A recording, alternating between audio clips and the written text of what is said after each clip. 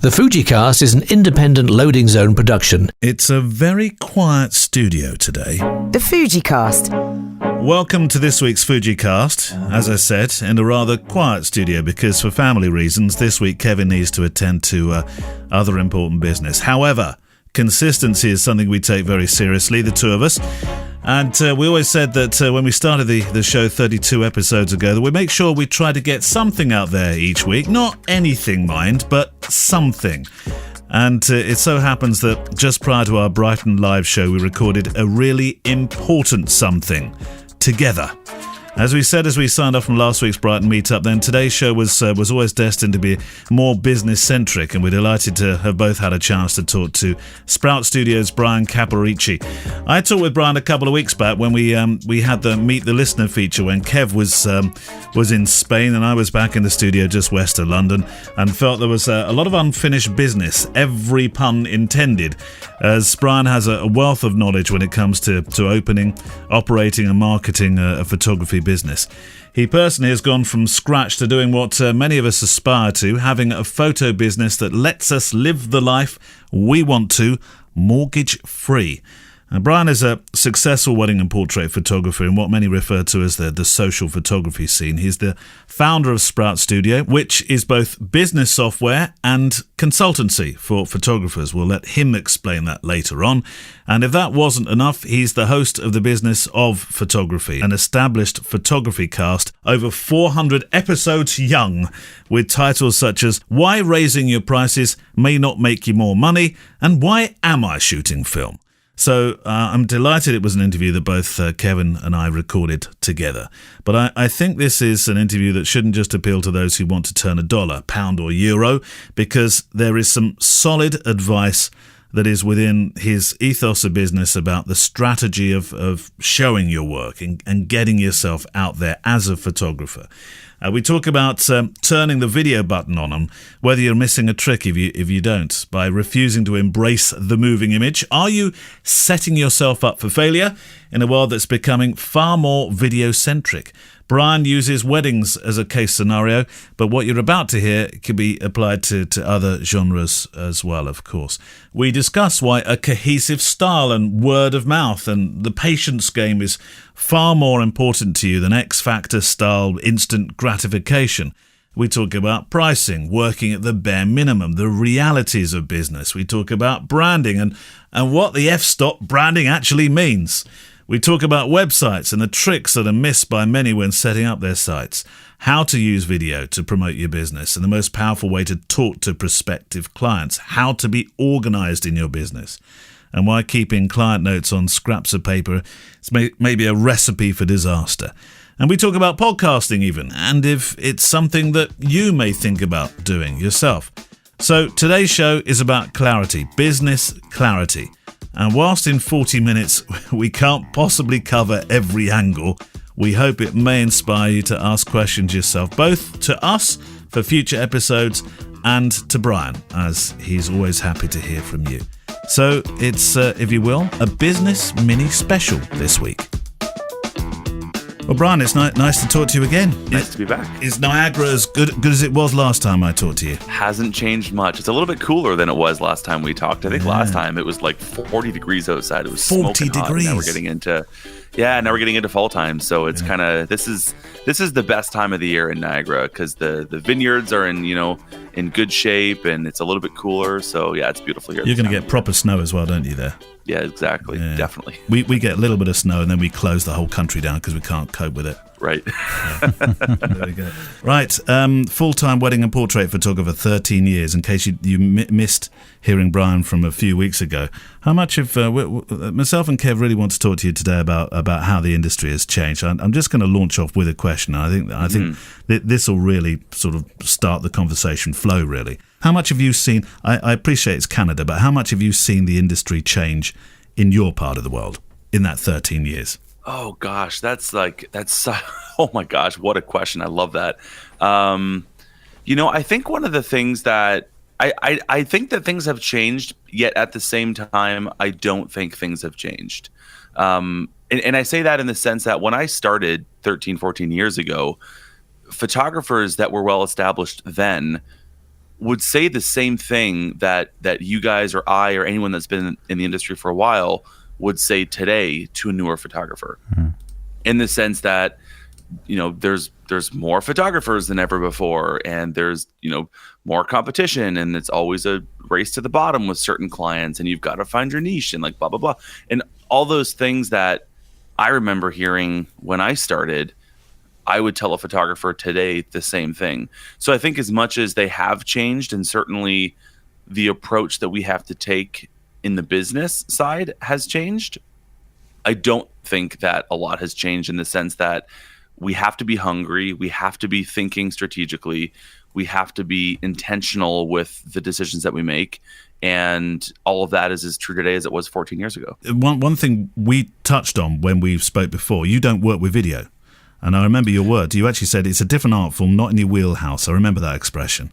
But, 100%. Like I started, I did for a little bit. I actually had a full-time employee that worked for me in my studio for a couple of years, and she took on a lot of the workload. So we actually did offer video, and that was sort of her expertise. But there are those that suggest that, Bryan, if you don't adopt it, you're not somehow evolving. Can you see a time to engage that video button, or are you going to stay where you are with that decision? No, I'm going to stick with that decision. I still think it's a completely different form of storytelling. Technically, obviously, there's a lot different, but also just I think end purpose, there's a lot different. Like for me, as a wedding photographer, as a portrait photographer, my finished product is some heirloom piece that my clients can hold in their hands, whether that be a wedding album for a bride and groom, or for wall portraits, or wall art for a portrait client. And so going into the video realm, obviously, really the only way that you can enjoy a video, finished product is digitally. And a big part of my brand has always been that we need to get things off of our computer and onto our walls and in our hands to enjoy them without technology. And so I think almost in a way it would break that brand promise if I started to dilute that and go towards video. Yeah, I know what you mean, Bryan. And I think Neil and I were speaking about this the other day, actually, in terms of videos and the way things are changing. And I would say the types of weddings that I shoot and the types of weddings that Neil shoot, mostly documentary, probably up until about 18 months ago, I was not seeing any videographers at all at the weddings, because the clients, they want discretion, they want quiet, they want people to just run around and kind of take the pictures. But then all of a sudden, over the last kind of 18 months or so, I've started seeing a lot more. And I'm with you, I love the stills. And, I think what's happened is that the technology that's available now, the mirrorless cameras that we have now, whether it's Sony, Fuji, Panasonic, whatever, and people can make what I think I'm seeing a very, very cinematic, very beautiful wedding films, like just 3 or 4 minutes long, and you no longer need to be like an outside broadcast system with huge kind of shoulder mounted cameras and microphones on big huge hairy microphones on poles and things like that. So I think for me, I think that I absolutely 100% agree with you that it's a different art form, and I don't know whether there's something, and maybe it's more over here. I'm desperately close to saying more of a European thing, but I'm not sure we are European anymore. I'm not sure what we're allowed to be. So I don't know whether that's something that's kind of happening over there as well, whether you're seeing more of it just from the people that want to shoot more of it because they can, and of course the cameras are cheaper and the software is easier, etc. now. So I don't know. Yeah, it's interesting. I've definitely seen, I'd say maybe over the past 5 or 6 years, there's been more a sort of tilt or a shift towards, like on the video side, that more documentary style of video. I remember, when I was first getting started, like you still had, like you said, the big rigs, Kev, like the mic, like the whole 9 yards. And now when I do run into videographers and cinematographers at weddings, they're running and gunning with a monopod and one camera, one lens, and a little shotgun mic on top, and they're good to go. And I think that is definitely more what clients are looking for today, like as the industry has changed, as expectations have changed.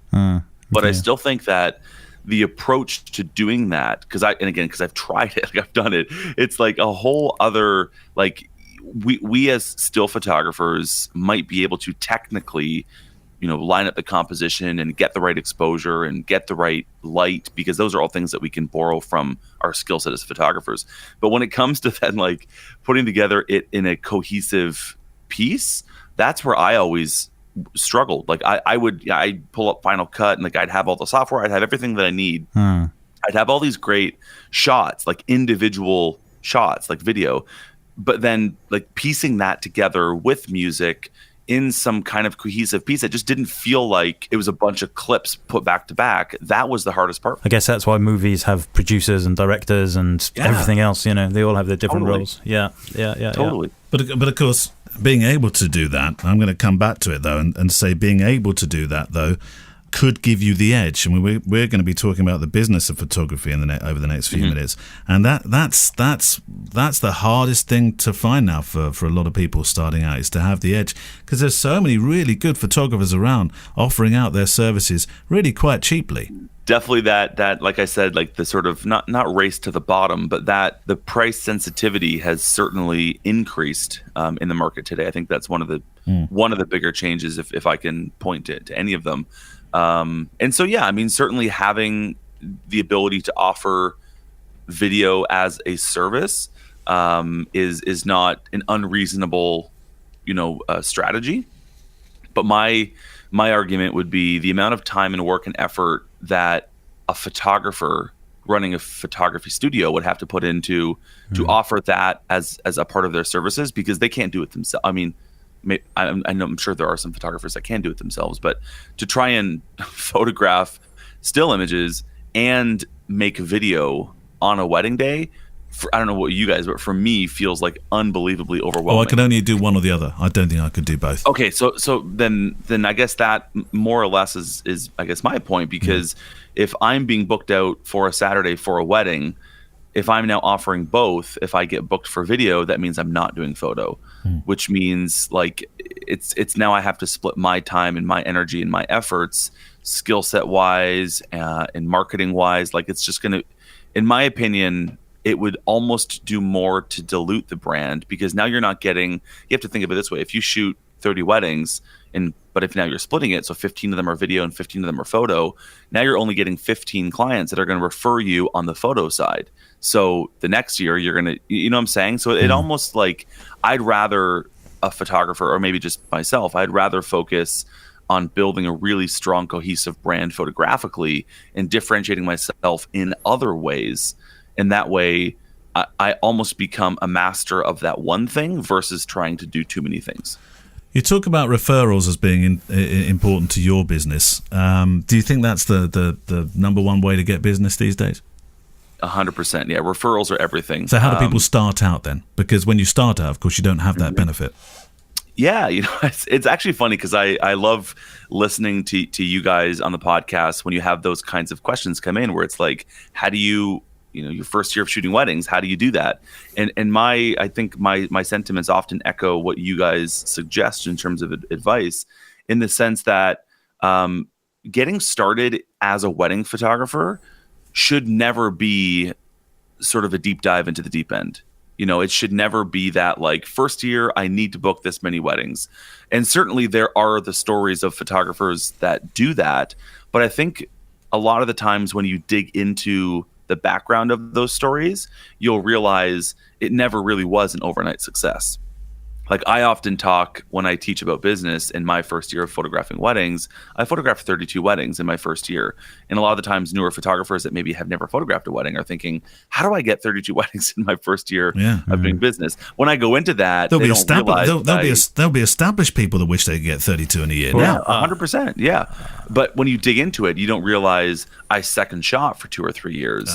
I assisted. I did family portraits. I did free engagement sessions. Like I built the business behind actually starting a wedding photography business. And so I would say on the referral side, I think we actually have it easier today than we did maybe 13, 14 years ago when I started, in the sense that if you can build out a strong brand, if you can build out a cohesive style of photography, and if you can start to get some experience as a wedding photographer, be it second shooting or smaller weddings or engagement sessions, things like that, where you can start to get your work seen, then you can start to build that word of mouth reputation, even if you haven't necessarily photographed an entire season of weddings. But I do recommend still taking it slow and not trying to go for that instant gratification that sort of today's culture seems to crave. Yeah, no, I totally agree with you, Brian. I mean, I think I'm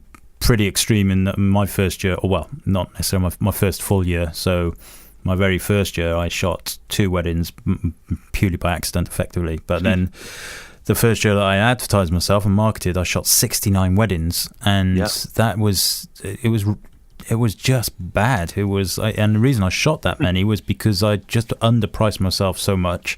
And and I had a bit of a head start in terms of SEO back in those days and stuff, and away it went.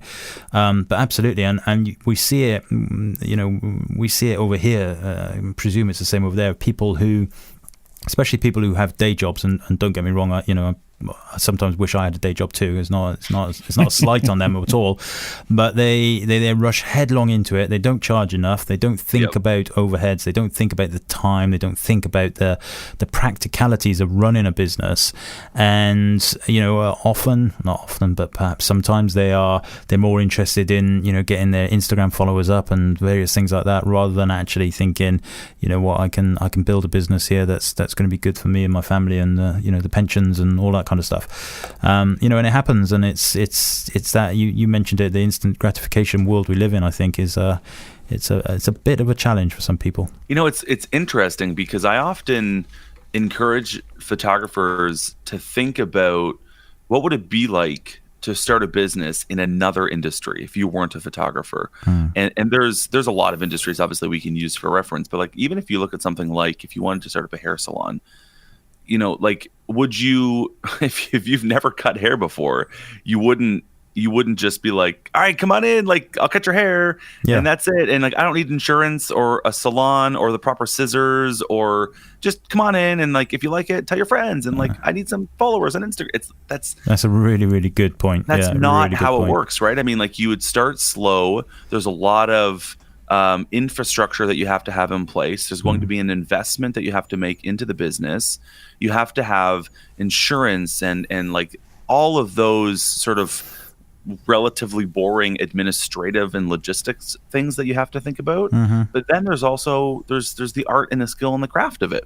You have to have experience, and you have to build up that reputation, and you have to just build up your muscle memory and understand how this works. And it's not going to be where you just expect to hang up your sign outside of your home, and then the next day people are just trying to break down your door. Not that there's anything wrong with a home business. I've actually for the better part of my career had a home studio. Now I had it as a separate entrance and everything, but there's nothing wrong with that. But there still is infrastructure and experience and all of that needs to come in. And so even in the pricing side of things, to an extent, Kev, like I totally agree with we don't want to underprice ourselves, but I think there's also value in strategically and intentionally starting at a place where that almost reflects where you are skill set wise, where you are experience wise, and where you are in your career, and then purposefully making increases to that and changes to that as you level up your skill set and experience. So is that starting price what I might call the no-brainer price? Or do you have to be a bit more strategic than that? I still think that there's value, no matter where you are in your career as a photographer, to have, a fair starting price. Basically, like I kind of call it the get out of bed price. Like if a bride and groom booked you for, this package, you've got to be happy with them booking you at that package. And so that's almost like, what's the bare minimum? Like if you're a wedding photographer, based on your beliefs and your brand and everything that you want to be doing, is 6 hours of coverage good? Like if every bride booked you for 6 hours of coverage and only got a small wedding album, would you be happy with that? And if that's the case, then call that your starting price and put a number to that feels satisfactory for you. Yeah. Is that what you mean, Neil? Or do you mean something that's what I meant. Yeah. But then that price has to be able to pay the bills and the insurance and everything else. Yeah, absolutely. In terms of you mentioned the B word, you mentioned branding, and we have a lot of people that listen to the podcast that are not running businesses, who are keen on running businesses, maybe don't know how to run a business or what a brand actually. I mean, what does make a brand? Is it an online look? Your wacky photographer who does party shots, or is it customer service, or is it logo? I mean, this word brand that people brand around. So the answer is yes to all of those. But where do you start as a new photographer? Yeah. So I think, your brand is what other people say about you when you're not listening. That's sort of like the simplest way that I like to define it, because it really does encompass everything from you as a photographer, like your personality and your own relational approach and how you carry yourself, to your actual photographic and creative style.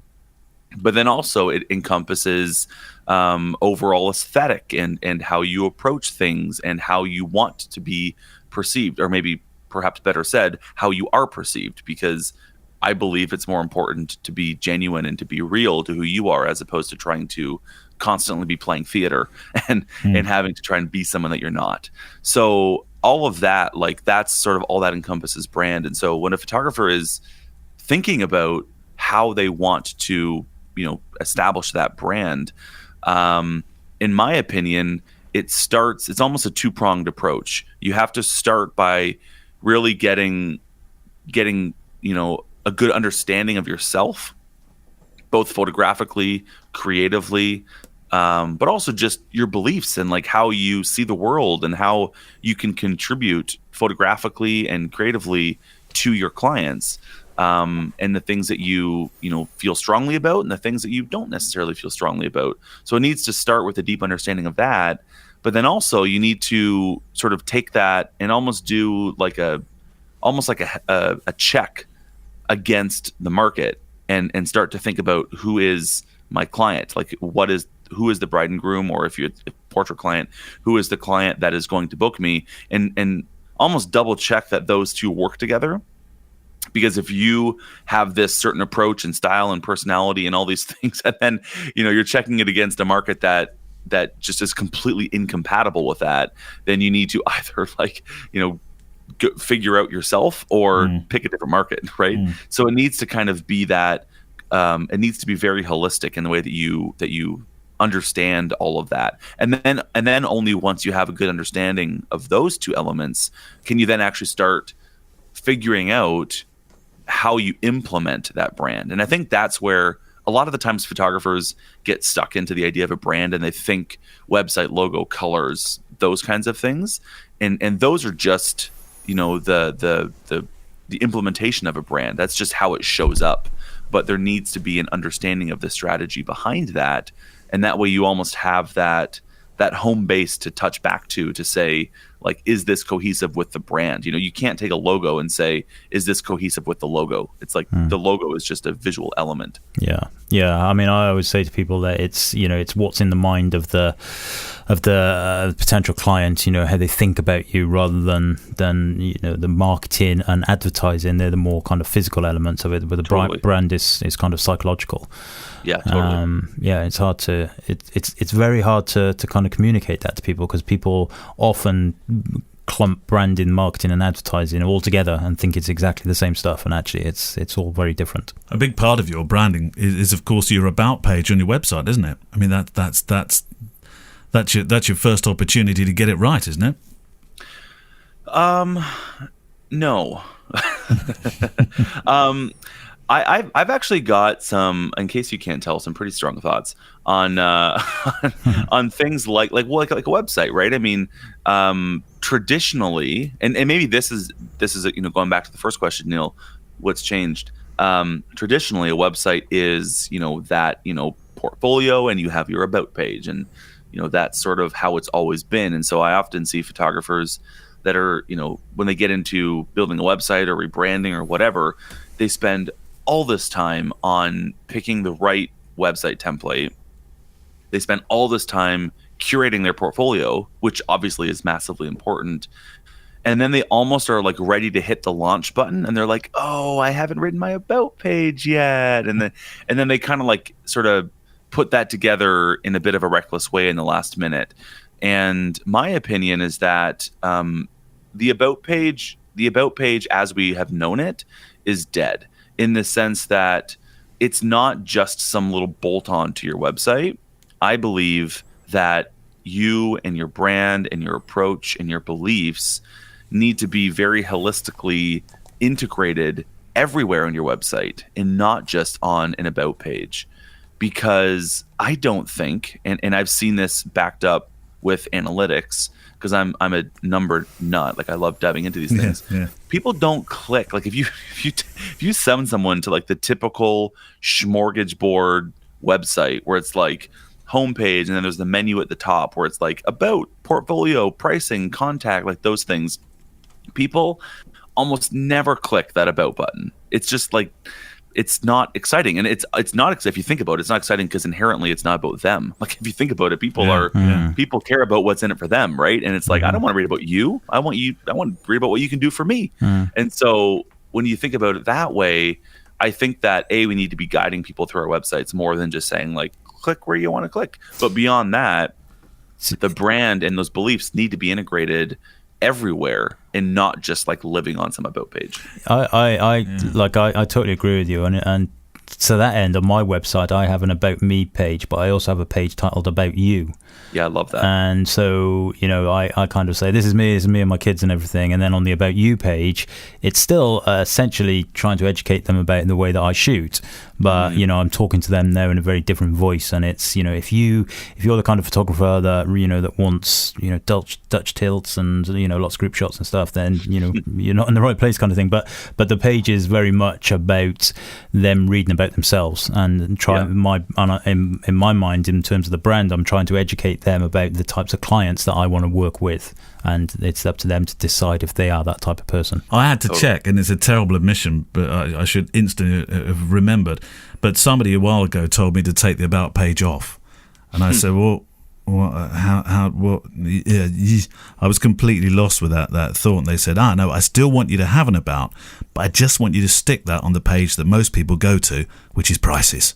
And then they can meet you that way, and it's a nice soft way of introducing yourself on the most important page of your website. Yeah, that's a good point. Yeah, I mean, the other thing too, like when it comes to the website flow, like you have to think about putting yourself in your client's shoes. Like when they land there, think about what's already going on in their mind. Like, what are they doing? They're probably researching a bunch of photographers, or they found your site because someone referred you, or because they saw you, at another wedding and were intrigued. And, what's happening in their mind? What are they thinking, feeling, and doing at that point? And how can you serve that? How can you help them? What kinds of information can you put in front of them that would help them in that search? And that's why I love the idea of almost like literally putting your client's shoes on and saying like, okay, what makes sense? Like, if I come here, what kind of information am I seeking? And then you basically build that as a linear path on your website, where it's like, okay, we're going to start here, and then I'm going to tell you about how I can do this for you, and then I'm going to tell you about this part of this, and then I'm going to tell you about this, and then of course you're going to be asking questions about pricing, so then I'm going to kind of give you this. And those are all different pages, and you've got elements of your, quote unquote about page integrated on each of those pages, but there's never any one place that they go to like read about the artist type of thing. I'm sorry to bang on about it, and I can almost see, even with thousands of miles between us, your eyes and your eyebrows actually rise as I go into this sentence. But sorry, Brian, stand by. But but wouldn't video be a great way of introducing this? Because I think people grasp video very well when it comes to marketing. Yes. I'm not talking about being a videographer now. I'm talking about expressing and relaying your information as a video. 100%. Like video, not on the side of like us making videos for brides and grooms. No. Like we've already discussed that. But video in marketing and in communication is the most effective way that we can communicate. Yeah. So, like you need to be integrating a really, really strong communication strategy if you want to stand out. So much is to go as, and this is something that I did for years, and it is incredibly effective. Whenever I got an inquiry, I would record a video for them. I would on my phone. I would just super simple and send them the video of you. And send them the video. I would say, hey, Jess and James, thank you so much for getting in touch. You're getting married at Queen's Landing. I absolutely love Queen's Landing. You guys are going to love it. One of the blah, blah, and then I would just go on and talk for a minute or two, and then just say, I've included some information in this email. I'd love to get together with you guys and meet. Let me know what makes sense for you guys, and we'll go from there. You just this quick little video. Yeah. You sound like you're made for it, though. To be honest, Bryan. I mean, you'd get away with that, and so would Americans. But when an English bloke calls you up and says, hello, right, how you doing? I just wanted to, it's a typical EastEnders approach. Just want to let you know you're going to be in safe hands. Family, that's what it's all about, family. I mean, it totally, you've got to make it work for you and for your brand, obviously. But I think the thing is if that's who you are, and that's who they're going to see when they come in for a meet and greet with you, if that's who they're going to see when they're at their engagement session, True. If that's who they're going to see at their wedding day. I mean, you have to think, you get to spend, as a photographer, you spend more time with this bride and groom than almost anyone else that will be there on their wedding day. True. And you're there for all of the intimate moments and all those different elements of the wedding day that, again, almost no one else will be there for in the same quantity. I mean, the only other people will perhaps be the wedding party. And that's their best friends. They've chosen those people to stand by them on their wedding day. So the more that we can establish that trust and build that relationship and just put ourselves out there to say, this is me. This is who I am, and this is who you're going to have on your wedding day. I think even if it is Phil Mitchell, even and again, I not to be overly controversial, but if you're not great at building relationships with people, if you don't have those interpersonal skills, perhaps wedding photography isn't the right space for you. We should mention Sprout Studio, obviously. I mean, that's really why we're talking, because of your work with an education platform.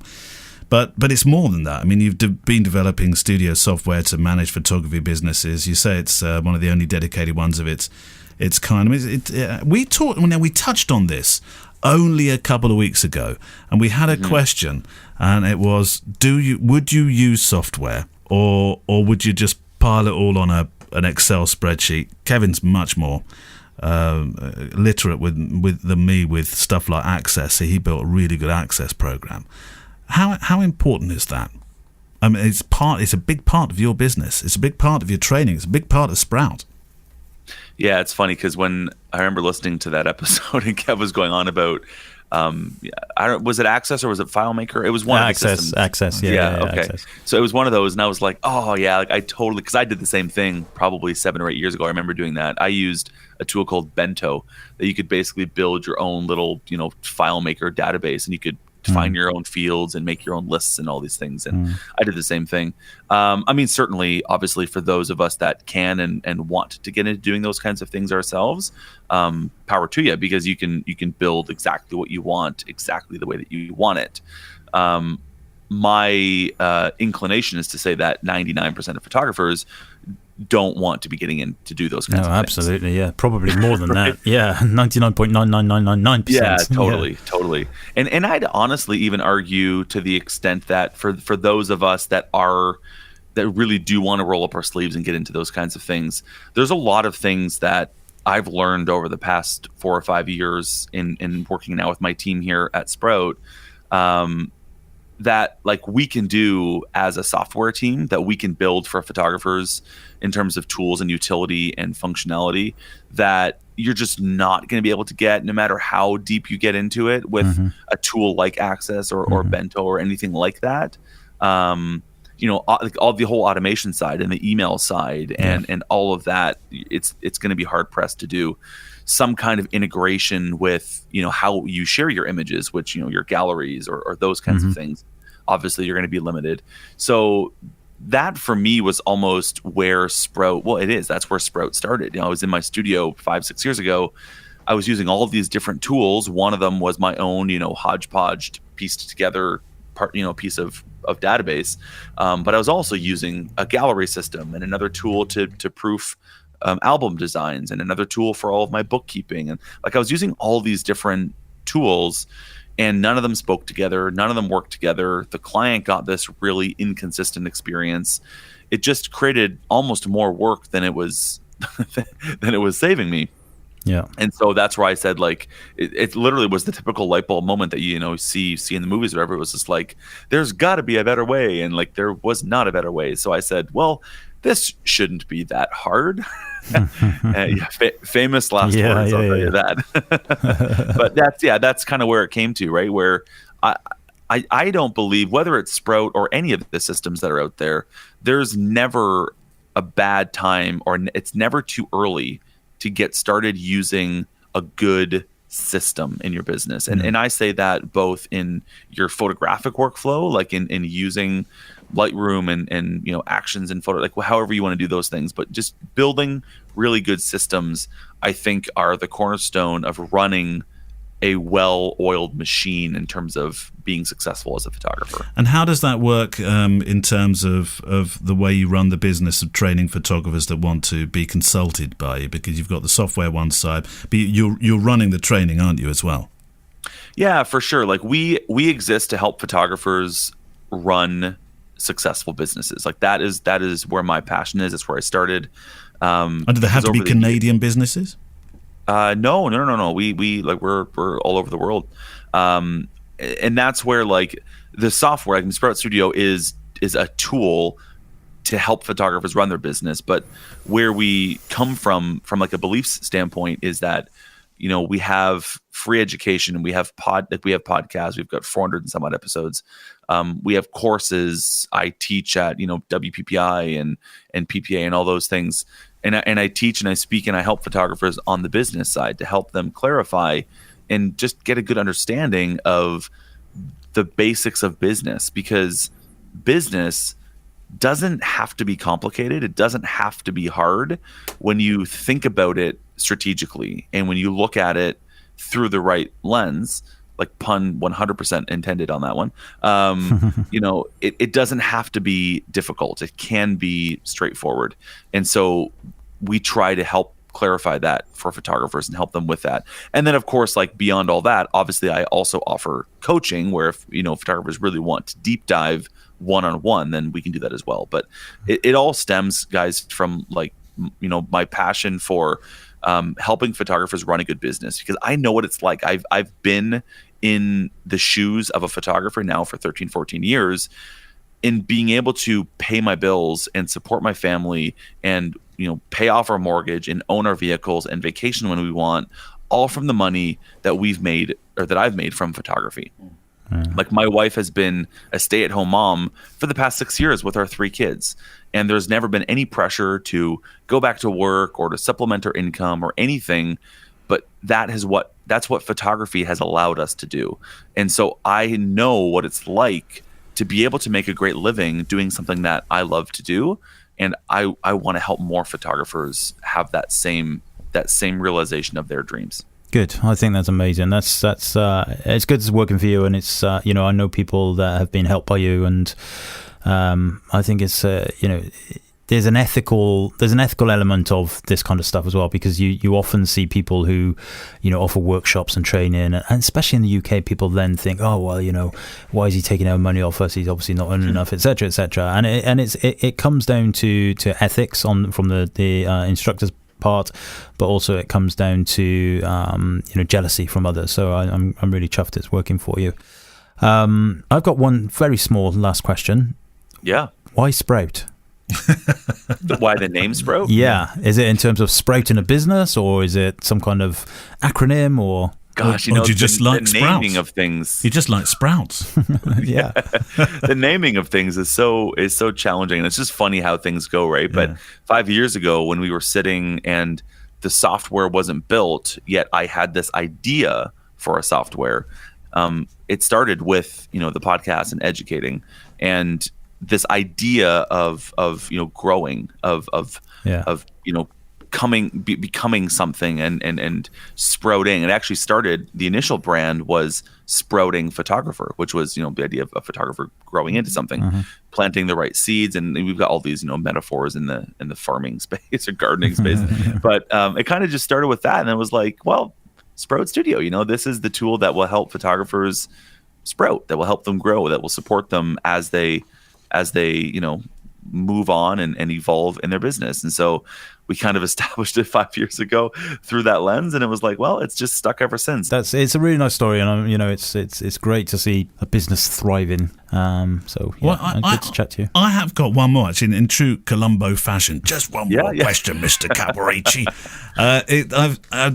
I must mention your podcast, Business of Photography, which I've been listening to, which is brilliant, and you should listen to it. If you're listening to us as a podcast, and you're probably already listening to Bryan's one, I don't know, but if you're not, you should be. Thank you. Because just my one more question, Mr. Caporicci one was do you think every photographer should have a podcast? No, I think in a word. How's that? It's actually funny, Neil, because I'm pretty sure that, I don't know, what was it, 4 weeks ago, my neighbors probably thought that I was going crazy, because I was sitting there, I was cutting my grass, and I was listening to one of your episodes, and Neil, you were talking about focusing on YouTube as a strategy or a tactic for marketing to brides and grooms. Yeah. And I was talking loudly to myself, to you. You could feel me, I'm sure. I heard you, Bryan. I heard you. Yeah. But that idea, the podcast space, it works well for this, where we're trying to help photographers, where we're speaking to those that are in that space. But I often think about, if you're a wedding photographer,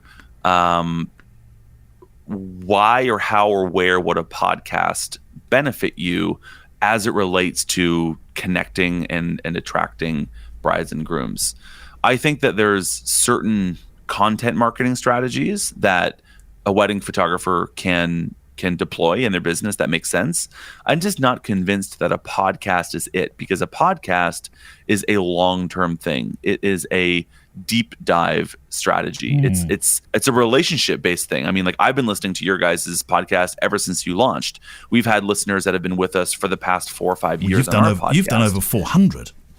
Yeah, so it's this long-term thing that, over the course of 3, 4, 5 years, even if it's not that much, you build this really deep, intimate relationship. When else in today's busy, crazy space can I get an hour in someone's earbuds, in someone's head? As an educator, that for me is incredibly exciting, because I can really help people in this long form content. It beats, Instagram posts and 140 characters on Twitter, all these things that are just these short snippets. In a podcast, I get to talk with somebody for an hour. We've been talking with somebody now for 38 minutes right now, and people are still with us. Oh my goodness, that is fascinating. And so it's this long-term play. And so I have a hard time seeing how that translates to a wedding photographer talking to brides and grooms, or a portrait photographer talking to families, because the life cycle where a photographer is serving a wedding client in that space, in that area of expertise, is maybe at most 12 to 18 months.